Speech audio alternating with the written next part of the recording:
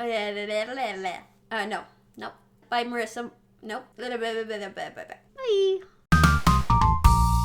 Hey fellow fiction fanatics, I'm Chase. Welcome back to my channel. Today I'm actually going to be talking about the magical readathon.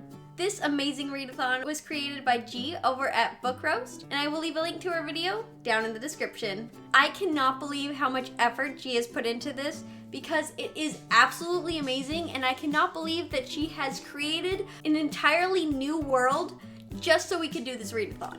It is insane, and I am ecstatic. I'm mind blown by how much she's put into this. It is astounding. I'm gonna start off by telling you a little bit about my character, and then I will go into the prompts that I will be reading for the spring equinox. I'm very much looking forward to this, so let's get into it.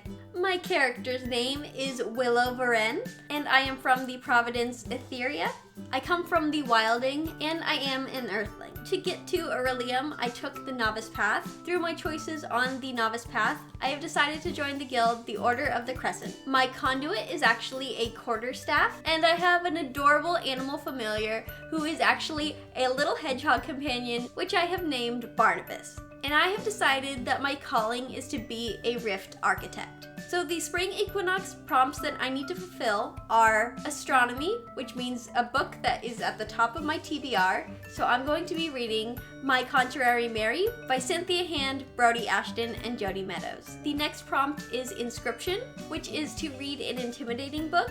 So I will be reading House of Earth and Blood by Sarah J. Maas. And that's definitely an intimidating read for me because it comes in at a whopping 799 pages. Although I'm excited to read this book, it is still an intimidating read for me. I will then be focusing on spells and incantations. So for that, I need to read a short story collection, and I decided to go with Percy Jackson's Greek Gods, which is a collection of stories about the Greek gods told through Percy Jackson's perspective. And I'm sure I'm gonna love that one. Next is Psionics and Divination. So for that, I need to read a book set in the future, and for this I picked Stars Above by Marissa Meyer. So this one's actually a reread for me, but I remember that this is a short story collection that focuses on everyone's past, and then the last story actually is about what happens after winter, which is the fourth book in the Lunar Chronicles. I remember absolutely loving that one, and I cannot wait to reread this book. And last but certainly not least, we have Conjuration, which is to read a book that has a source of light on the cover.